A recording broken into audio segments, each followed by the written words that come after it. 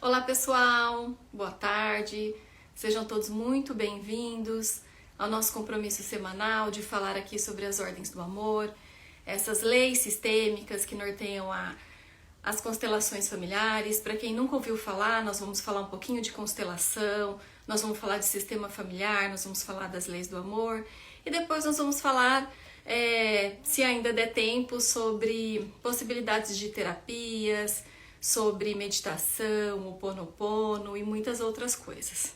Hoje, continuando a nossa conversa, o nosso vídeo da semana passada, nós vamos falar sobre a lei da hierarquia. A lei da hierarquia nada mais é do que quem veio antes é maior do que quem veio depois. Sobre a precedência, a prevalência dos maiores no sistema. Sempre a gente parte do sistema familiar.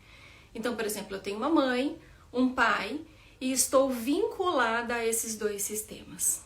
Por mais que eu goste ou não goste, que eu tenha esse conhecimento ou não, que eu tenha isso na minha consciência ou não. Eu tenho de um lado todo o meu sistema paterno e do outro lado todo o meu sistema materno. E esse sistema, eles possuem muitas gerações antes de mim e tem uma hierarquia. Quem veio antes é maior do que quem veio depois. Então, os bisavós maiores que os avós maiores que os pais e os pais maiores que os filhos. E para a constelação, o que acontece quando essa hierarquia não é respeitada? Quando essa hierarquia não é respeitada, o sistema ele sofre um desequilíbrio. Ele fica fora do lugar e ele vai buscar voltar ao equilíbrio original de diversas formas. Pode ser com uma doença, por exemplo, com algumas recorrências em diferentes gerações, porque ele está tentando trazer um equilíbrio e colocar cada um no seu lugar. Entre os irmãos também há uma ordem. Não é tão diferente como quanto dos pais para com os filhos, mas também há uma ordem. Os filhos mais velhos são um pouco maiores do que os mais novos, e cada um tem o seu número, o seu lugar no clã familiar. Eu vou dar um exemplo da minha família, que, por exemplo, vai casar esclarecendo o item que a gente falou no último vídeo. Eu sou a filha mais velha, eu sou a primeira, então eu sou a número 1. E eu tenho uma irmã mais nova, que todos conhecem como número 2. Mas, na verdade, a minha mãe, ela teve um aborto entre a minha gestação e a da minha irmã. Foi um aborto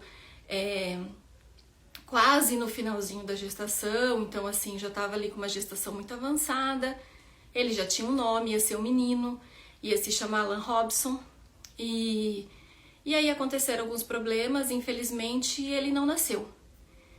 Mas nas constelações, todos devem ter um lugar, todos devem pertencer. Então, eu sou a número 1, o Alan Robson é o número 2, e a minha irmã mais nova é a número 3.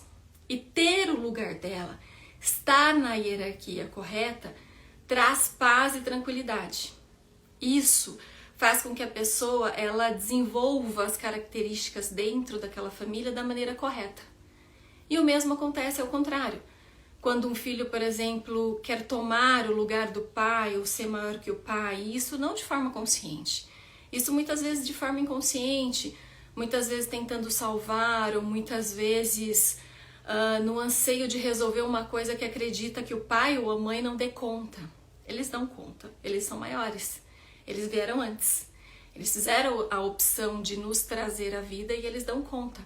Como a gente honra o sistema?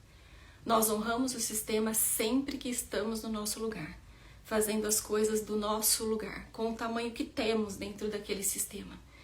E isso serve para tios, para tias, para avós, para avós, conhecidos ou não.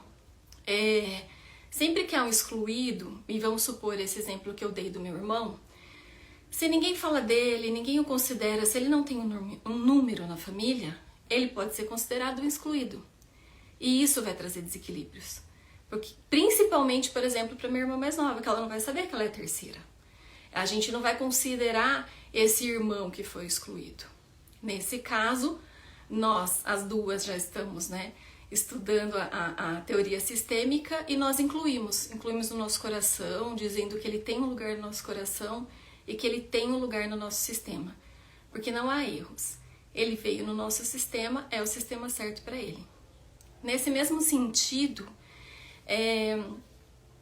quando há outros tipos de relacionamento entre o casal, por exemplo, não deve haver, ao contrário, entre pais e filhos, não deve haver essa diferença, um ser maior que o outro na relação, porque senão essa relação tende a fracassar, porque é uma relação entre iguais, a mesma coisa entre amigos, a mesma coisa entre outros relacionamentos. Inclusive, fala-se muito que num relacionamento desequilibrado, onde um é maior que o outro, seja porque os dois estão de acordo com isso, um se vê maior que o outro colocou realmente maiores responsabilidades, não importa. Quem recebe muito tende a querer sair da relação, porque fica, mesmo que inconscientemente, com sentimento de dívida. Então, se tem um que faz tudo pelo relacionamento, tudo demais, se doa demais, ama demais, faz tudo demais, o que recebe muito, ele se sente em dívida. E relacionamentos não é para ter dívidas. Ele é para ser equilibrado, é para ser um relacionamento entre duas pessoas do mesmo tamanho. E por que nós estamos falando disso, né? Para a gente usar no nosso dia a dia, para a gente trazer uma prática para a nossa vida. Então, saber se estamos no nosso lugar, saber se estamos olhando nossos pais como grandes que eles são, se nós os reverenciamos, os respeitamos, os mantemos no seu lugar, ou se a gente está fora, cobrando, fazendo exigências infantis, cobrando uma coisa que eles não podem dar.